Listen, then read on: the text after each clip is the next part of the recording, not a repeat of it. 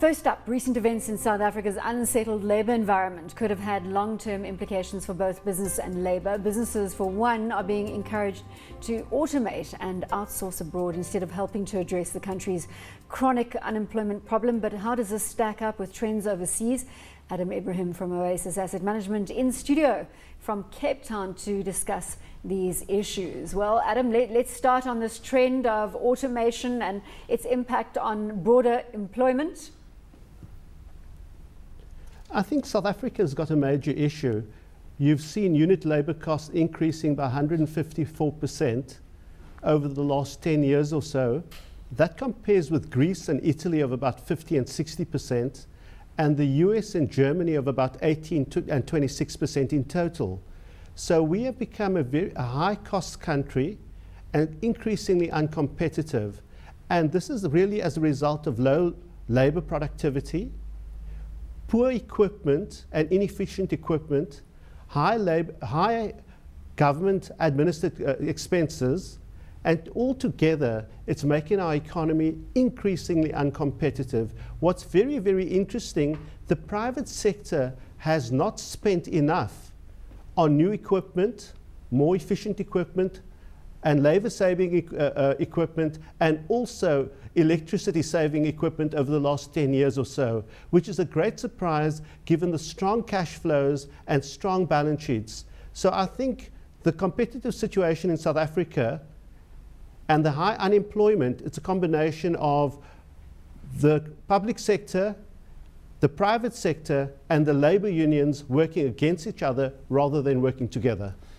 Adam, we've got all these institutions. We have NEDLAC, we have a range of mechanisms. We've got a very complex and well-regulated labour industry, but it seems that the parties aren't pulling together. Is this, going forward, is this as much of a question of leadership around how each of the three come together and try and sort this out for the betterment of the country, or do you think the status quo will just stay the same and we'll see this continual lapsing and breakdown in relations to the detriment of everyone? I don't think it will stay the same. I think we're right in the eye of the storm at the moment.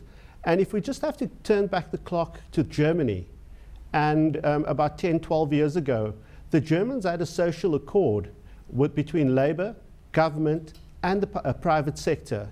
And government did its part in deregulating the economy and protecting where necessary.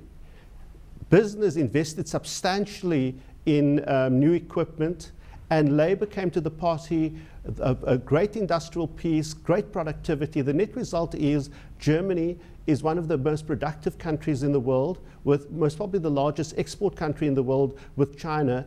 And despite it being in a very unproductive Europe and very difficult Europe, so Germany, through its reforms and social accord of 10, 12 years ago, has managed to change the situation. And I think if South Africans learn from the German experience on a social accord, and we get around the table in a less formal way, and the leadership of labor, government, and business get together and make some real big decisions for the benefit of all of us in South Africa.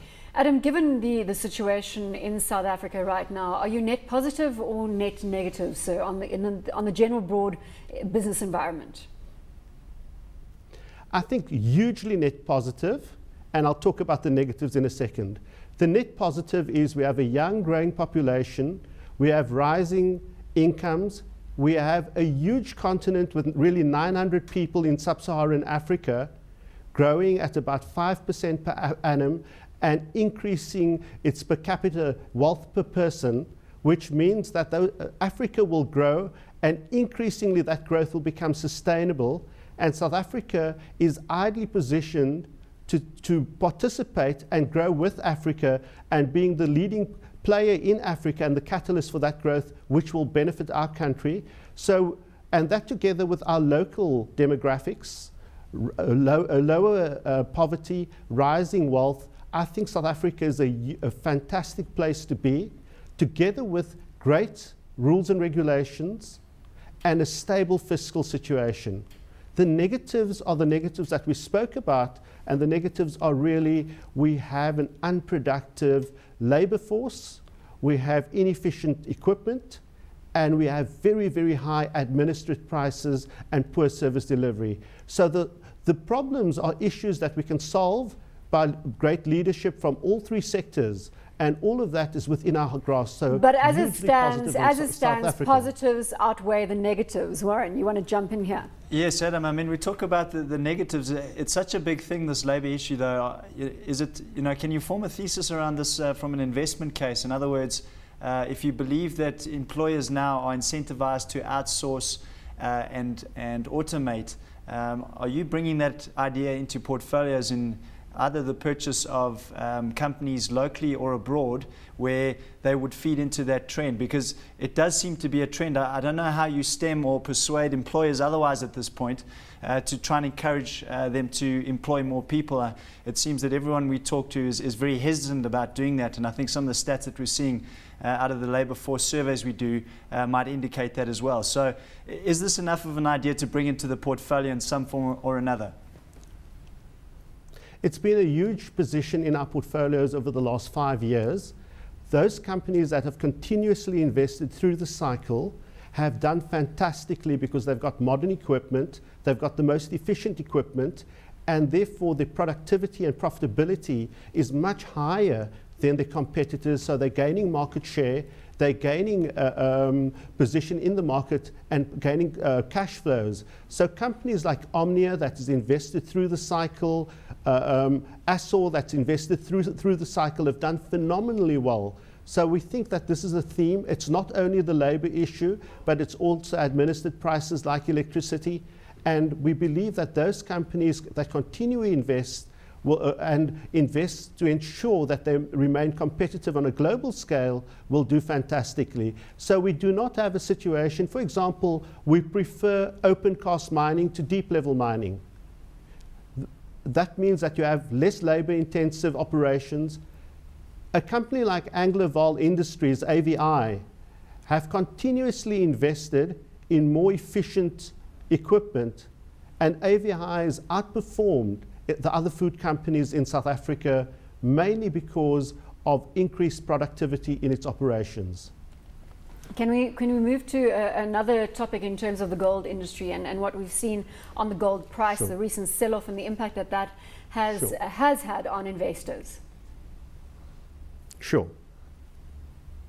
Give us your thoughts on the sell-off in gold, whether it's sustainable or whether you Sure. see this just as a temporary Sure. reprieve. Sure. I think, the gold price recently has come down. Surprisingly, or not so surprisingly, it's come down after iconic investors like George Soros announced that they sold or reduced their gold holding. And the net result is that the herd came back and sold gold shares and gold bullion through ETFs, amongst others. The net result is, in a very short period of time, massive selling. Yet, if you look at the situation, we think this creates a fantastic opportunity from a long-term perspective. Firstly, the lower gold price is supported by high cash costs at the mines. In fact, the mines are running at cash costs of between $1,300 and $1,400 globally, with companies like Harmony at $1,600 an ounce. So the current gold price and the very low gold price will mean that there will be less gold produced at the mines. On the demand side, what's very interesting is on the demand side, ETF demand is, investors who want to buy gold from a long-term perspective would get in now. Secondly, central banks are buying gold, and the jewelry demand has picked up very dramatically. But let's take a step back. What is the most important driver for the gold price, in my opinion, in the long term? It's the flood of money in monetary policy that the most major economies like the US, Europe, and Japan are doing. They're flooding the world with liquidity, debasing their currencies. So we actually think that this is a great, great buying opportunity for both gold shares and the gold price. Adam, but I just got to understand that a little bit more, and before we go to the break, perhaps just explain the reason why you included gold equities there when you mentioned that some of the world's biggest producers were basically producing the gold at the gold price was below their cost to deliver an ounce of gold. So Why even use the equities? Should we not just be holding the gold ETF?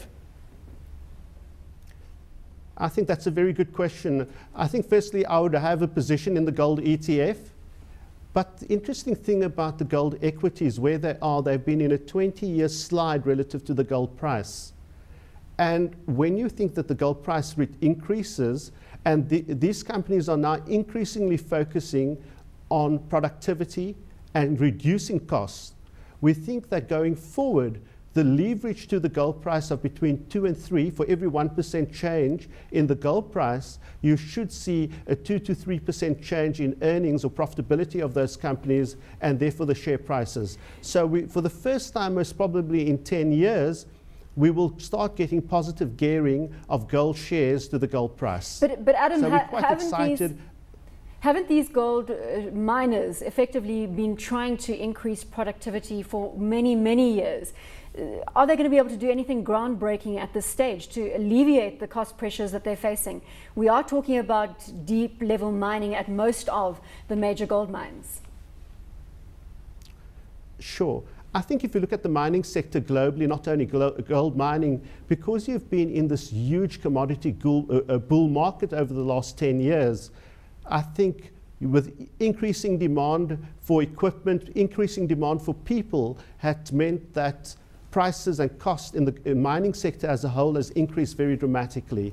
We see the mining sector as a whole cutting capex, including the gold mines, so there's less demand for labor, there's less demand for equipment suppliers, which in itself will start decreasing the cost pressures in the mining sector.